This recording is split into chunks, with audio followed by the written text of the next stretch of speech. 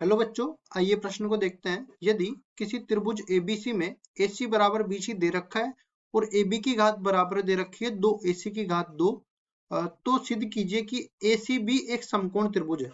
हमें ये सिद्ध करके बताना है। प्रश्न को हल करने से पहले इसकी मुख्य अवधारणा के बारे में चर्चा कर लेते हैं।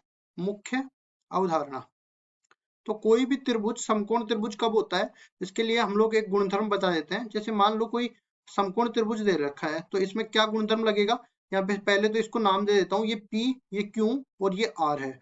अब देखिए इसमें ये Q पर मैं बोल देता हूँ ये समकोण है। अब समकोण है तो इसमें एक कर्ण होगा, एक आधार होगा और एक लंब होगा। समकोण के सामने वाली जो भुजा होती है, जो सबसे बड़ी वाली भुजा होती है, उसको कर्ण बोलते हैं। ठीक है, एक भुजा को आधार बोल देते हैं और एक भुजा को लंब बोल देते हैं। तो यहाँ पे ये आ गया आधार, ये आ गया लंब। अब समकोण त्रिभुज में हम लोग पाइथागोरस प्रमेय लगा सकते हैं। पाइथागोरस प्रमेय, अब ये प्रमेय होती क्या है, देखो तीनों भुजाओं में संबंध को ये दर्शाती है।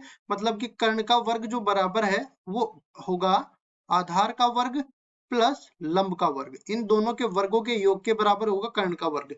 अब देखो कर्ण इसमें क्या कहलाएगा, पी आर का वर्ग किसके बराबर होगा, पी क्यू का वर्ग प्लस क्यू आर का वर्ग, इसके बराबर ये हो जाएगा। अब चलते हैं सवाल में, क्या ऐसा गुणधर्म लग रहा है। तो अगर ऐसा गुणधर्म लग रहा होगा तो हम लोग कहेंगे कि वो एक समकोण त्रिभुज को निरूपित कर रहा है त्रिभुज।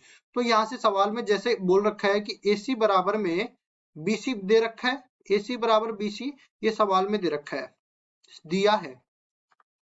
उसके बाद देखिए यहां से अपने को और क्या दे रखा है, AB की घात 2 बराबर में 2 AC की घात 2 के बराबर। इसको मैं समीकरण नंबर 1 नाम दे देता हूं, इसको मैं समीकरण नंबर 2 नाम दे देता हूं। अब देखिए यहां से अपने पास क्या होगा कि ये जो AB की घात 2 है इसको मैं उठा के लाता हूं। AB की घात 2 बराबर में AC की घात 2 है, तो इसको अलग अलग बार खोल लेता हूं। मतलब AC की घात 2 गुणा में AC की घात 2 लिख सकता हूं। अब यहाँ से देखो समीकरण 1 में अगर AC बराबर BC है तो हम लोग कहेंगे कि AC की घात 2 बराबर होगी BC की घात 2 के।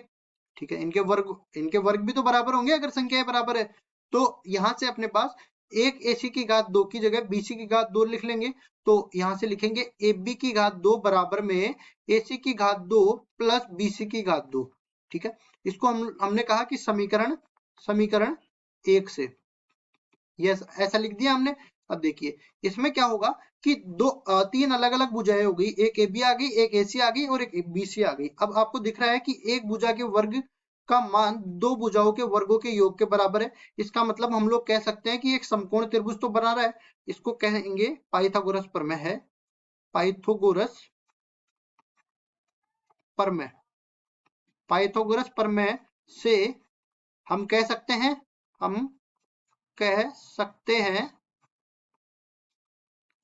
कि त्रिभुज ABC एक समकोण त्रिभुज है, एक समकोण त्रिभुज है। और देखो कैसा समकोण त्रिभुज है वो भी हम लोग बता देंगे।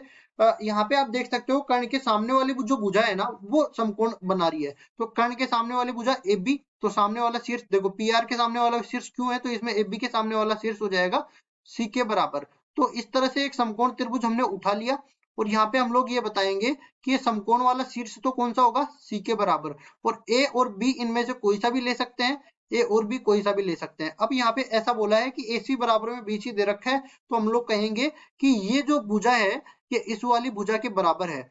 अगर ये दोनों भुजाएं बराबर है तो ये भी कह सकते हैं कि ये वाले कोण भी बराबर होंगे। एक कोण 90 डिग्री के बराबर हो गया तो बाकी दो कोण जो है 90 डिग्री के योग के बराबर होंगे। तो दोनों कोण बराबर है तो एक कोण 45 और दूसरा कोण भी 45। यहाँ पे आप कह सकते हो कि ये एक समकोण त्रिभुज बनेगा, मतलब समद्विबाहु समकोण त्रिभुज होगा। तो मुख्य अवधारणा की मदद से ये हमने सिद्ध करके बता दिया कि अगर ये दोनों शर्तें संतुष्ट कर रहा है कोई त्रिभुज तो वो समकोण त्रिभुज होने वाला है। यही हमारा उत्तर हो जाएगा। आशा करता हूँ ये सवाल आपको समझ में आया होगा। धन्यवाद।